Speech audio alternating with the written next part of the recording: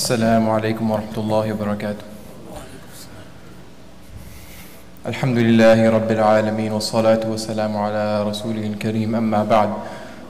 قال الله تعالى في القرآن العظيم بعد أعوذ بالله من الشيطان الرجيم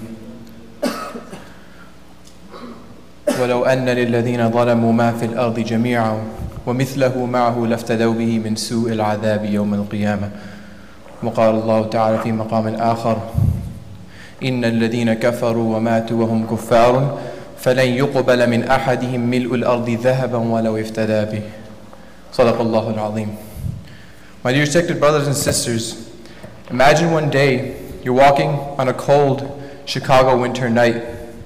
You're walking and all of a sudden you see a group of robbers, armed robbers, trying to get into a house. So you look at the house and you see that it's completely broken down and it's an abandoned house. This seems like an extremely strange sight. Why? Because most times when robbers are trying to steal, they're trying to steal from a mansion or a place which actually has something of value. Similarly, Shaitan, who does he make an effort upon? He makes an effort upon people who have something to value. And who is that? That is us. Allah subhanahu wa ta'ala has given us the greatest ni'mah ever given to any single person on the face of the earth. Greater than any money or any worldly thing that has ever come on the face of this earth. Right? As the ayat I recited to you, Allah subhanahu wa ta'ala says that indeed those who indeed those who die in a state of disbelief, then Allah subhanahu wa ta'ala will not accept even this entire world full of gold. If he was to try to use that as a ransom in exchange for Iman in order to get into Jannah. So we realize that this Iman that we have is more valuable than this entire world full of gold, right? Now we all know the value of gold. We know the value of 1 ounce of gold. Now imagine a pound of gold. Now imagine 100 pounds of gold. Now imagine this entire world full of gold. Allah subhanahu wa ta'ala is saying that Iman is more valuable than that. Now the question arises, okay, alhamdulillah we have Iman, but in what way why is Iman so valuable? What makes it so much more valuable than everything else we see? Because we have so much value for other things as well, but we don't truly realize the value of Iman. And we won't truly realize until the hereafter. But there are also ways that Iman is beneficial to us in this life as well. And it is the most valuable thing in this life as well, not just about the hereafter. It's not just about the pie in the sky that, oh, this is going to happen in the future. No. Even in this very dunya that we're living in right now, Allah subhanahu wa ta'ala has placed unlimited amounts of benefits and value of Iman. Right? And I'm just going to list some of them for you. One is that a person who has Iman, he has a purpose in this life. He has contentment. He knows what he's doing. If we look around us, if we ask every single person around us, what is the purpose of your life? Every single person will give you a different answer. But most probably it will revolve around what? Something that they desire. Something that they want, something that makes them happy. But how can the purpose of your life revolve around something that's so relative?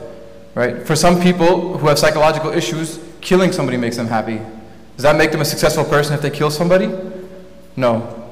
So we see that every single person is completely lost. They look like they know what they're doing, but in reality they don't know what they're doing. They can't even answer simple questions about themselves. They can't answer the questions like, why am I alive? Why is this whole world here? Why is everything in such an amazing formation, right? How is this all formed, right? Who am I? What is my purpose in life? And what will happen when I die? These are simple questions that it should seem like, to the outsider, it should seem like every single person should think about these things, because these are essential questions to our existence. But sadly, the vast majority of people on the face of this earth have no idea. Right? And sometimes we should try to look at people who don't have Iman, look at how they're living their lives. We should take pride in what Allah subhanahu wa ta'ala has given us. Allah subhanahu wa ta'ala has given us a way of life. Not just a religion where we pray once a week, but He has given us an entire way of life. We know what to do in every single aspect of our life. Rasulullah sallallahu alaihi wasallam has shown us every single thing that we need to do. So we have a purpose in our life. And once you have a purpose in your life, then you have that contentment in your life, that I'm doing something. I actually have a purpose. I'm not just doing whatever comes to my mind. Right? So that's one benefit that person who has Iman has, is that he knows his purpose in life. Another benefit is that Allah subhanahu wa ta'ala, a person who has Iman in his life, Allah subhanahu wa ta'ala will help him. Allah subhanahu wa ta'ala will be with him and He will guide him throughout all his hardships in his life. Everybody goes through problems. Every single person that ever stepped on the face of this earth went through problems, even if he was the king of the world. Even if he had all the riches in the world, he still has problems. And we can see this is very clear today, right? We see people who are millionaires, billionaires committing suicide because they have so many different problems, right? So every single person, Muslim or non-Muslim, will go through problems. But the difference between a Muslim and a non-Muslim is that the Muslims have Allah subhanahu wa ta'ala on their side. And Allah subhanahu wa ta'ala will help the Muslims. Allah subhanahu wa ta'ala says, وَمَنْ يَتَّقِ اللَّهَ يَجْعَلْ لَهُ مَخْرَجًا. The one who fears Allah subhanahu wa ta'ala, Allah subhanahu wa ta'ala will provide a way out for him whenever he has any problems. وَيَرْزُقْهُ مِنْ حَيْثُ لَا يَحْتَسِبْ. He will provide for him from where he did not even expect. وَمَنْ يَتَوَكَّلْ عَلَى اللَّهِ فَهُوَ حَسْبُهُ. The one who has true faith in Allah subhanahu wa ta'ala, true trust in Allah subhanahu wa ta'ala, then Allah subhanahu wa ta'ala indeed is enough for him. ذَلِكَ بِأَنَّ اللَّهَ مَوْلَى الَّذِينَ آمَنُوا. What is the reason for this? Is because Allah subhanahu wa ta'ala is a friend, the protector of those who believe. وَأَنَّ الْكَافِرِينَ لَا مَوْلَى لَهُمْ. And the disbelievers, they don't have any friend. They don't have any protector. They may think they have friends, but in reality, these friends who are not friends for the sake of Allah subhanahu wa ta'ala are not true friends. Whereas we have Allah subhanahu wa ta'ala. We have the Creator in the entire world on our side. And if that's not enough of a benefit of Iman, then I don't know what is. On top of this, another benefit is that living an Islamic lifestyle, living, according to what the deen Allah subhanahu wa ta'ala tells us to do, it has benefits for us as well, even physically, even mentally, even psychologically, right? Even though many times we may not realize it. But Allah subhanahu wa ta'ala says in the Quran, عَسَىٰ أَن تَكْرَهُوا شَيْئًا وَهُوَ خَيْرٌ لَكُمْ وَعَسَىٰ أَن تُحِبُّوا شَيْئًا وَهُوَ شَرٌ لَكُمْ. That it may be that you dislike something, even if it is better for you, even though it is better for you. And it also may be that you like something, but it is bad for you. We don't, and then Allah subhanahu wa ta'ala at the end of the ayah, وَاللَّهُ يَعْلَمُ وَأَنْتُمْ لَا تَعْلَمُونَ. Allah subhanahu wa ta'ala knows better, and you do not know better. If a doctor gives us a prescription, even if this prescription doesn't make sense to us, he tells us to do something that's completely opposite to what we would think to do, we would just be like, he studied 8 years, he went through residency, he did all that, he must know what he's talking about, so I'll just trust him anyways, even if it doesn't make any sense to me. Now Allah subhanahu wa ta'ala is telling us, He created everything around us, He knows every single thing. Allah subhanahu wa ta'ala is telling us to do something. So why do we not trust Him and know that Allah subhanahu wa ta'ala knows what's best for us? So living an Islamic lifestyle, living according to what Allah subhanahu wa ta'ala wants us to, having Iman tells us what to do. And this eventually will be better for us, not only in the hereafter, but also in this world as well, physically, psychologically, mentally as well. So these are the benefits, and there are countless other benefits, but these are just some of the few main ones that are highlighted in the Quran and the hadith of Rasulullah sallallahu alaihi wasallam, of the benefits that we get from Iman in this world. I'm not talking about the hereafter, I'm talking about this world. Then at death, right? What happens when a disbeliever's soul is taken away? It's taken with such force and harshness, and they feel so much pain. But as for the believer, Allah subhanahu wa ta'ala says in the Quran, إِنَّ الَّذِينَ قَالُوا رَبُّنَا اللَّهُ ثُمَّ اسْتَقَامُوا تَتَنَزَّلُ عَلَيْهِمُ الْمَلَائِكَةُ أَلَّا تَخَافُوا وَلَا تَحْزَنُوا وَأَبْشِرُوا بِالْجَنَّةِ الَّتِي كُنْتُمْ تُوعَدُونَ. Indeed, those who said, we believe in Allah, and they stayed steadfast on that, they stayed firm on that, تَتَنَزَّلُ عَلَيْهِمُ الْمَلَائِكَةُ. The angels descend upon them, saying to them, أَلَّا تَخَافُوا, don't fear, وَلَا تَحْزَنُوا, don't grieve, وَأَبْشِرُوا بِالْجَنَّةِ الَّتِي كُنْتُمْ تُوعَدُونَ, and have glad tidings of that Jannah which you were promised. نَحْنُ أَوْلِيَاؤُكُمْ فِي الْحَيَاةِ الدُّنْيَا وَفِي الْآخِرَةِ. The angels are telling these people now at the time of death, when all things that were unseen to us become seen. The angels are telling them, we were your protectors here in this life as well. That's another benefit, sorry I forgot to mention, I'm just going to mention it now actually, of Iman in this world. While we're in this world, if we follow the commands of Allah subhanahu wa ta'ala, the angels are constantly in our help. Right? We don't see them, right? But we have to believe that the angels are helping us. And Allah subhanahu wa ta'ala tells us in the Quran that the angels are even making dua for us constantly. الذين يحملون العرش ومن حوله يسبحون بحمد ربهم ويؤمنون به ويستغفرون للذين آمنوا. Those angels that are holding the arsh of Allah, not just any angels, but these are from the most greatest of all angels. They're asking يستغفرون للذين آمنوا. They're asking forgiveness from Allah subhanahu wa ta'ala for those who believe. ربنا وسعت كل شيء رحمة وعلما فاغفر للذين تابوا واتبعوا سبيلك وقهم عذاب الجحيم. Right? They're making dua for Allah subhanahu wa ta'ala to save us, to forgive all the sins that we commit in this life, and to protect us from the punishment in the hereafter. وَقِهِمُ السَّيِّئَاتِ, and protect them from committing sins in this life as well. So the angels are constantly making dua for those who believe. So the angels, so going back to our time of death, inshallah. Now when a believer dies, the angels tell him that نحن أولياءكم في الحياة الدنيا وفي الآخرة. We were your helpers in this life, and we will be your friends and helpers in the hereafter as well. وَلَكُمْ فِيهَا مَا تَشْتَهِي أَنفُسُكُمْ وَلَكُمْ فِيهَا مَا تَدَّعُونَ. And for you will be every single thing that your soul desires. It's talking about Jannah, right? وَلَكُمْ فِيهَا مَا تَدَّعُونَ. Right? And everything you seek and everything you ask for, it will be given to you. نُزُلًا مِّنْ غَفُورٍ رَحِيمٍ. This is a gift from Allah subhanahu wa ta'ala. So this is what the believer will get at the time of death. And then in the hereafter he will see that inshallah he will pass through the hisab with flying colors, the reckoning with flying colors, whereas the disbelievers will be in so much fear, right? And there will be in so much trepidation, right? We will see people sweating and sweating and sweating until they're drowning in their own sweat. We will see people biting their hands until they bite off their whole hands. There will be people begging Allah to throw them in hellfire because of how scary the day of reckoning will be. But the believers, what state will they be on that day?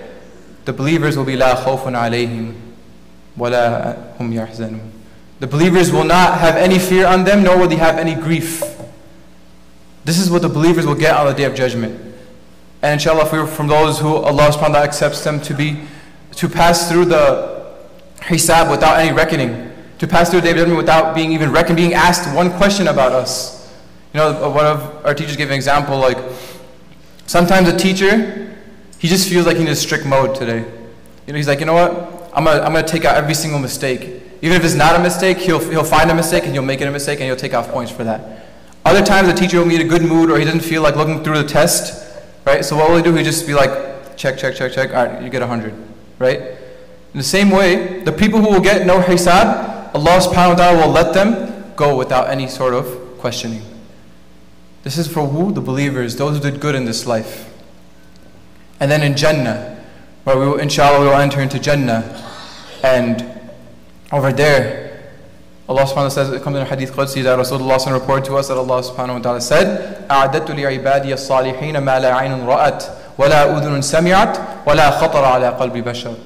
That I have prepared for my believing slaves, my pious slaves, that which no eye has ever seen, no ear has ever heard, and no heart has ever even thought of.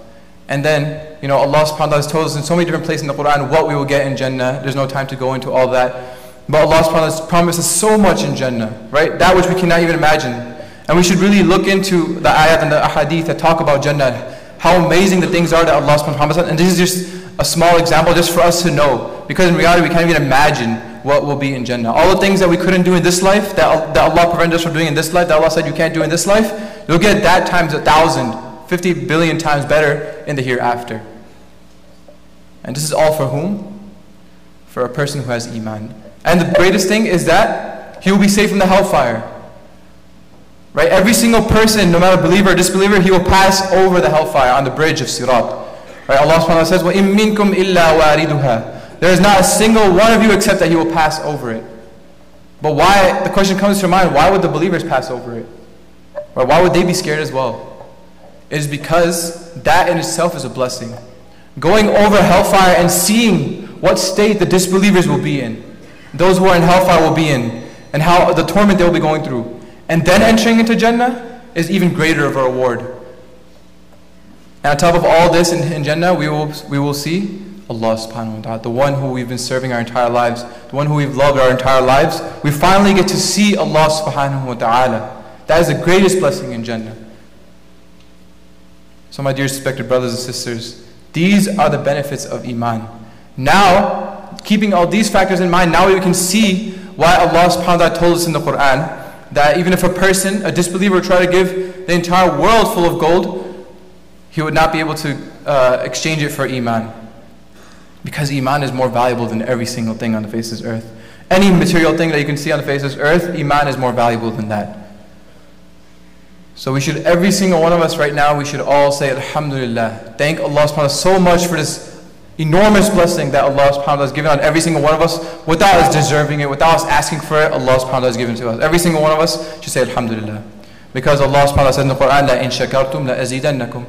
That if you thank me, then I will increase you in this blessing. So inshallah, if we thank Allah subhanahu wa ta'ala, He will increase our Iman as well. But now, what do we do? We have Iman, alhamdulillah. But is that enough? Is it just enough to be content that alhamdulillah, Allah has given us such an amazing blessing and we're going to Jannah, we're going to be chilling forever and ever? No, it is not enough. Just like in football, let's say if a player catches a pass and he gets so happy, I caught the pass. And then the other team comes and tackles him. He loses the football. The other team recovers it, and they get to the end zone. So the other teammates will be like, "What are you doing? Why'd you get so happy? You gotta. Fine, yeah, you got. That's a good thing. You caught the pass, but you have to finish the play now. You have to make it. You have to make it with the ball into the end zone." So similarly, we cannot just be happy that we have Iman, and just tell everybody, "Oh, we're believers. We're guaranteed Jannah." No, because our test, especially in the times we're living in right now, our test is to get to death and pass away safely in the state of Iman. Because the reality of the world that we're living in today, the reality of Muslims in the country that we're living in today, is that there are people leaving Islam left and right. Recently, there was Pew Research published some studies, and they mentioned that 24% of Muslims who were born and raised in this country, 24% of them left Islam by the time they got to an elder age. 24%. We have to really think about this. 24%. That's almost 1/4 of every single. Imagine there's 4 Muslim friends that all grew up as Muslims and they went to the masjid and everything like that. Out of every 4 kids, 1 of them left Islam. And these are just the people that reported. This is something that we cannot ignore. We can't just sweep under the rug. People are leaving Islam left and right. And if they leave Islam, we know what their reality will be. So we really have to think about these things. We have to make a concern that we shouldn't feel that, oh, this person that I'm thinking of, a person like, oh, he's far from deen, maybe he's going to leave the deen. We should feel afraid even for our own selves. Because there are pious people that have also left the deen. There are Hafiz of the Quran here in Chicago that left the deen as well. So none of us should feel safe. Every single one of us should ask ourselves, is my Iman safe?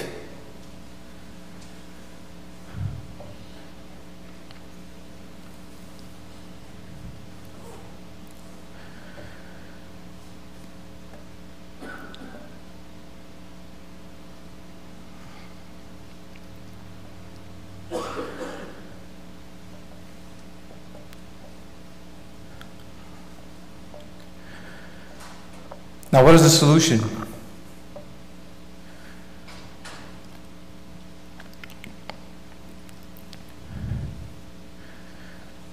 What is the solution to this?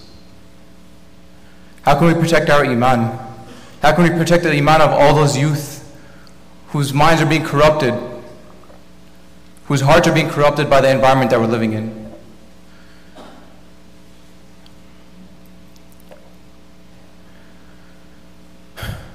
Solution is both 2 things, spiritual as well as intellectual. First of all, we have to make sure that we are connected to the environment. We have to make sure that we are connected to the masjid. We have to make sure that we're in an environment where Allah subhanahu wa ta'ala is being remembered. That will truly have an effect in our heart, because in reality, many of these people, rather I would say the vast majority of these people, are not leaving Islam because of some intellectual reasons. It is because they don't truly understand Islam in the first place. They don't truly understand who Allah subhanahu wa ta'ala is in the first place. They have these preconceived notions about Islam based on whatever, even if it may be wrong, their interpretation of Islam, and then based on that, they leave Islam. And it's because of these spiritual diseases in their hearts that they're leaving Islam. So first and foremost, we have to make sure we have a connection to Allah subhanahu wa ta'ala, a spiritual connection to Allah subhanahu wa ta'ala. We have to make sure we're coming to the masjid because the environment has so much of an effect on us. Even if you're the most pious person in the world, the environment can have an effect on you. So every single one of us should make sure first and foremost that we have a spiritual connection to Allah. When we're praying to Allah, we're not just praying as a ritual, rather we're praying to Allah subhanahu wa ta'ala, the creator of the heavens and the earth, the creator of every single thing. We have to have this in our mind. We have to have this in our heart. And second of all, we have to look at the intellectual aspect of it as well. Right? Many times we grow up with wrong understandings of the deen. We are taught by our parents, may Allah subhanahu wa ta'ala reward our parents and whoever taught us deen. You know, they did whatever they could, but a lot of times we are taught things which are not 100% accurate about the deen. And so people grow up hearing these things and they think this is part of the deen. And they start thinking that this is irrational. This doesn't make sense. And they start going to school, they go to college, they go to high school, and they hear all these different philosophies, they hear about atheism, and it sounds so appealing to them because they think it makes sense, even though it makes no sense. They start thinking it makes sense because whatever they learned about Islam was completely inaccurate in the first place. So this is why we have to learn. We have to go to the ulama. There are people in this community who literally sacrificed, grew up here in America. They sacrificed 7, 8 years of their lives, 9 years of their lives, just to study this deen of Allah subhanahu wa ta'ala, nothing else. They went to foreign countries where they were completely, in such situations which, they were completely against their own what they're used to, just to learn this deen. And now they're here in our very community, here at Dar as-Salam. We have ulama, we have 10, 15 ulama coming every single day to the masjid. So every single one of us has to ask ourselves, how much am I benefiting from these people? How much do I really know about my deen? And how much more is there to learn? And how do I protect myself from all these different doubts that are coming to people? We have to benefit from the ulama that are here. They have studied these philosophies as well. They have studied, these people have studied, went to college as well, and studied philosophy. They have studied biology, they've studied evolution theory, they've studied all these different things. And they know that Islam has the answer to every single one of these things. And this will increase our Iman as well. Right? Iman, like I said, Iman has two aspects to it, spiritual and intellectual. Right? Otherwise Allah subhanahu wa ta'ala would not bring so many different ayat of the Quran in which He is appealing to our intellects. And He's always asking us, أَفَلَا تَعْقِلُونَ? Why do you not think? Why don't you ponder? So Allah subhanahu wa ta'ala, Islam has given us answers, intellectual answers to every single question. But the onus is upon us to come to these institutions. You guys are so lucky you have this under your noses. I'm from New York, I came all the way here just to study. People are coming from all around the country this weekend. 15, 20 brothers came from Dallas this weekend. For what reason? Because we have this event going on. This event with this winter intensive that is going on, this will be the answer, inshallah, to many of our intellectual as well as spiritual, inshallah, problems, reasons that people are leaving Islam. And people realize this. This is why my brother is driving all the way from New York. He came right out of work. He's driving right now from New York all the way here just to attend this event. And he's going to go back on Tuesday, go straight to work, just because he knows the importance of this event. 110 people are registered for this event from out of state. And from Chicago area, Lombard area, only 40. Why is it that people are flocking from all over, but people from this very masjid don't even know this event is happening? Right? So every single one of us has to worry about our Iman. And also we have to look at, tell our friends, tell those youth that we know, even not only youth, we have people, elderly people, even in my own family, I have elderly people who are struggling with these doubts as well. Everybody should come to this event. Every single one of us should try our best to sacrifice some time and to register for this event. So inshallah, I want every single one of us, even if you can't, let's say if you have extenuating circumstances and you can't cancel whatever plans you have, at the very least, please spread the word. Please spread the word before it's too late. Tomorrow, there's a Sheikh Shadi al-Masri coming all the way from New Jersey just for this event, and he will be teaching the event. And he's an extremely competent scholar, extremely knowledgeable scholar. Studied both the religious sciences as well as he studied in Yale as well, Yale University as well. He has his master's, I believe, his PhD. He studied philosophy as well. And he will be refuting all these different ideologies that we have. So inshallah, every single one of us, I want us 2, try our best to register. And if you cannot register yourself, then at least spread the word to others, and maybe your words may benefit somebody else. You might save somebody's Iman. You might save somebody's hereafter. You might save somebody's this life as well. So inshallah, I request everybody to do that. And as well as, besides this point, keep our connection to the masjid. Keep our connection to Allah subhanahu wa ta'ala. Because it's mentioned in our hadith that there will come a time where a person will be a believer in nighttime and he'll wake up as a disbeliever. And I truly believe that these times have come. And really have to be concerned about this. Really ask ourselves, what am I doing for my Iman? Really ask ourselves about our kids. That what is my kid doing about his Iman? What is the state of my kid's Iman? And really ask ourselves that, am I really working on a daily basis to build myself both spiritually as well as intellectually? Right? And some ways we can do that is, like I said, always coming to the masjid, come to the gatherings where Allah subhanahu wa ta'ala is remembered. Do dhikr of Allah subhanahu wa ta'ala on a daily basis. Pray salah not as a ritual, but pray as if you're actually praying to Allah subhanahu wa ta'ala. Talk to your family about the greatness of Allah. Talk to your family, have a good connection with your children.